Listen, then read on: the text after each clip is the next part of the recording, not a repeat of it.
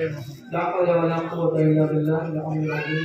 अऊज़ु बिल्लाहि मिनश शैतानिर रजीम। बिस्मिल्लाहिर रहमानिर रहीम। जाहिर है कि वक्त हमारे पास ज़्यादा नहीं है और बार-बार ये ताकीद की जा रही है कि वक्त पर हमारा रखा जाए और उलमाए किराम अपनी बातें बयान फरमा चुके हैं, इसलिए तकरारी बातें करने का ना मौका है और ना पसंद और ना मैं आदी हूँ तकरारी बातें का। कुरान मजीद की आयत करीमा से आगाज़ करता हूँ। सूरह मुबारक बकरा आयत नंबर 217 में इरशाद हो रहा है, और बिल्लाहि मिनश शैतानिर रजीम। बिस्मिल्लाहिर रहमानिर रहीम। वमन यक़्तरिफ़ अन दीनिही फयमुत वहुव काफ़िर फउलाइका हबितत अमालुहुम फ़िद दुन्या वल आखिरह वउलाइका अस्हाबुन नार हुम फ़ीहा ख़ालिदून। और उनमें से जो अपने दीन से फिर जाए और वो काफिर हो, इस हालत में काफिर है, तो अल्लाह दुनिया और आखिरत में उनके उसके नेक अमाल को मिटा देता है और यही लोग अहले जहन्नम हैं और उसमें हमेशा रहने वाले हैं। वसीम उसका एक मुस्ताद है ये मलूक। यहाँ पर चंद एक बातें जो जल्दी जल्दी मुझे कहना है पॉइंट्स की शक्ल में, वक्त नहीं है इसलिए।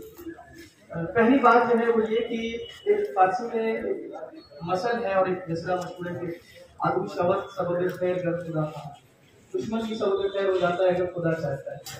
असल दुश्मन ने बहुत दुश्मनी की और उसके नतीजे में अल्हम्दुलिल्लाह शिया और अहले सुन्नत बरादरान पहले से ज्यादा मुत्तहिद हुए और ये इत्तेहाद दुश्मन को खटक रहा है। असल बात ये है, ये इत्तेहाद दुश्मन चांद का कांटा है, इसलिए दुश्मन वक्तन फवक्तन ये कोशिश करता है कि इस इत्तेहाद को ठेस पहुंचाई जाए और इस इत्तेहाद को नुकसान पहुंचाया जाए और शिया और अहले सुन्नत बरादरान के दरमियान तफरीका फैलाया जाए। अगरचे अल्हम्दुलिल्लाह अब मुसलमान बेदार हैं और इस बात को बखूबी समझ रहे हैं कि वसीम सिर्फ गुमराह है, उसके पीछे कुछ और ताकतें जो काम कर रही है, न ये किताब उसकी लिखी हुई है न वो बातें उसकी बातें हैं, ये हम सब बखूबी समझ रहे हैं और जितने भी बाशूर अफराद हो बखूबी समझ रहे हैं। बल्कि मैं तो यहाँ तक कहता हूँ कि नहीं, हम जिन्हें समझ रहे हैं कि उसके पीछे ये लोग हैं, उनके पीछे भी लोग हैं। और जो हमारे अभी इशारा किया दिलावर साहब ने, असल में आलमी इस्तिकबार है जो इन सब चीजों के पीछे है। वो साम्राज्य ताकतें हैं दरअसल जिनके हाथ में इन सब चीजों का रिमोट कंट्रोल है और वो इस तरह के फितने वफा करते हैं और इस्तेमाल करते हैं छोटे मोटे मोहरों को। लेकिन अल्हम्दुलिल्लाह अब हम बेदार हैं और एक बात तमाम मुसलमानों के लिए वाज़ेह है, मैं एक जुमला यहाँ से कहना चाहता हूँ, अपने तमाम मुसलमान भाइयों तक ये बात पहुँचाना चाहता हूँ कि जैसे सलमान रुश्दी और तस्लीमा नसरीन अहले सुन्नत नहीं है, वैसे वसीम अहमद शिया नहीं। हम ये मानते हैं, ये बात सबको समझ में आ जाना चाहिए।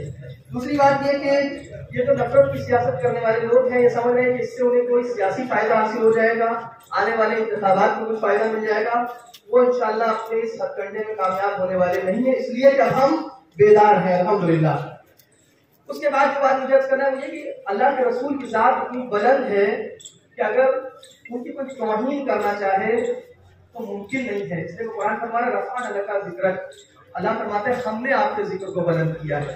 जिसका जिक्र खुदा बुलंद कर दे उसे कौन नीचा कर सकता है। और ये सारे जो इल्जामात हैं ये आज के नहीं है, नए नहीं है, पहले से भी होते चले आए हैं। खुद नबी अकरम के दौर में उनको न मालूम क्या क्या कहा गया और कैसे कैसे इल्जामात लगाए गए, मगर आपकी शख्सियत में वो कशिश थी कि उसी दौर में लोग आपका कलमा पढ़ने लगे और आपकी आंखें बंद होते होते तकरीबन 1 लाख से ऊपर मुसलमान मौजूद थे जो आपके साथ हज कर रहे थे। और आज दुनिया भर में मुसलमानों की तादाद और उन मगरबी ममालिक में मुसलमानों की बढ़ती हुई तादाद और इस्लाम की तरफ बढ़ता हुआ लोगों का रुझान ये है जो दुश्मन को परेशान किए हुए। रसूल अकरम की तरफ बढ़ता हुआ लोगों का रुझान और उनकी शख्सियत की तरफ लोगों का रुझान है जो लोगों को परेशान किए हुए, दुश्मनों को परेशान किए हुए है। तो मैं यहाँ पर कहना चाहूंगा कि ये असल में वही बात है, वही मिसाल है कि अगर कोई सूरज के ऊपर आब दहन उछालता है ना तो आब दहन खुद की तरफ आता है। अल्लाह के रसूल की जात और उनकी शख्सियत हमारे लिए आफताब आलमताब की मानंद है। अगर कोई उनके ऊपर कीचड़ उछालने की कोशिश करेगा ये खुद उसकी तरफ पलट जाएगा। एक बात यहाँ और मुझे कहना है ये जो बात हो रही, देखिए मैं यहाँ पर बहुत खुल के बात कहना चाह रहा हूँ। अब हम अपील और गुजारिश की कंडीशन में नहीं है हुकूमत से, बादल के साथ इससे अपील और गुजारिश पहले की जा चुकी, इसलिए कि इससे पहले की FIR दर्ज कराई गई, इससे पहले जब इसने शुरू की बदतमीजी और जसारतें और गुस्ताखियां तब से FIR कराई गई, लेकिन अब तक इसके ऊपर कोई कानूनी कार्रवाई क्यों नहीं की गई। अब हम ये सवाल उठाते हैं और ये उठाना हमारा हक है हम सवाल करते हैं क्यों अब तक आपने कानूनी कार्रवाई क्यों नहीं की आपने? इससे क्या साबित होता है? क्या हम ये समझें कि आपको आपकी पुष्पराही इसको हासिल है? और अगर आप ये चाहते हैं कि हम ये ना समझें कि आपकी पुष्पराही इसको हासिल है, तो फिर आपको चाहिए कि फौरन कोई आप कानूनी कार्रवाई करें इसके खिलाफ और ऐसे इंसान को जेल की सलाखों के पीछे पहुंचाए, ऐसी किताबों पर, ऐसे लिटरेचर पर बैन लगाए और इस मुल्क के अमन को बहाल रखें और कायम रखें। अगर आप वाकई चाहते हैं कि मुल्क में अमन और अमान कायम रहे, लेकिन अगर आपने ऐसा न किया तो हम फिर यही समझेंगे कि आप खुद चाहते हैं कि मुल्क का अमन और अमान जो है वो खत्म हो, नाराज हो। बहुत वाज़ेह सी बात है। इसलिए अब ये मुतालिबा और ये सारी बातें इससे वक्त आगे बढ़ चुका है। एक दो बातें और जल्दी से कह रहे हैं वो ये है, देखें आज दुनिया में मजहबी दहशतगर्दी की बात होती है, यानी ये कि अगर कोई इंसान किसी भी मजहब को, किसी भी मजहब की बात कर रहा हूं, किसी भी मजहब को आड़ बना के, अपनी किसी मजहब की आड़ लेकर के वो किसी फर्द या अफराद का कत्ल करता है, तो इसे मजहबी दहशतगर्दी कहा जाता है। अब मैं इसको बदल के कहता हूं, अगर किसी फर्द की आड़ लेकर के किसी मजहब को निशाना बनाया जा रहा है तो यह सियासी दहशतगर्दी है। जैसे किसी मजहबी दहशतगर्द को खुला नहीं छोड़ा जा सकता क्योंकि उससे लोगों की जान को खतरा है, उसी तरह किसी वसीम जैसे सियासी दहशतगर्द को भी खुला नहीं छोड़ा जा सकता क्योंकि इससे मुल्क के अमन और अमान को खतरा है। ये समझने की जरूरत है। आखिरी दो बातें कहना और बात करती हूँ, और ये कि ये जो वक्त के जालिम और फाजिर और मुर्तद और इस किस्म के अफराद है, तारीख से इबरत नहीं लेते। ये अपने बचाने के लिए यजीद और इब्न ज़ियाद की इताअत और बैअत करते हैं। ये भूल जाते हैं कि ये यजीद और इब्न ज़ियाद किसी के नहीं हैं।